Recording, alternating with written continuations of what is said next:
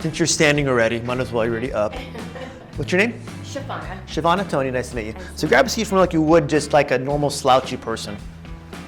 Yeah, like that, perfect, right? And usually they're given ergonomics from the ergonomic department, a little stool for their feet to even sit even further back, right? That's so good for them. No, it's not. So what people do, they go, sit up for me first. Like you are right there, scoot forward in the chair, scoot forward, right there. Now bring your feet underneath the chair, right there. So now your knees are below your hips. Now with your lower back, get your lower back to kind of scrunch up a little bit more too. Just like that. Hands right here. How does that feel? Feels good, right? A new patient would say, it kind of hurts my back. I go, well, good. This is normal posture for you. Knees below the hips allows now the hips to clear so you can rotate your hips forward to neutral. Your back can now contract like you're standing. Your shoulders will naturally drop backwards. Your chin comes back over your body versus in front, so you're in a more relaxed position.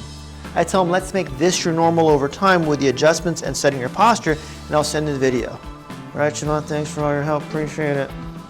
All right, so that's all it is really keeping things simple for a patient so they feel it, they see it, and they watch the video again to repeat that to them.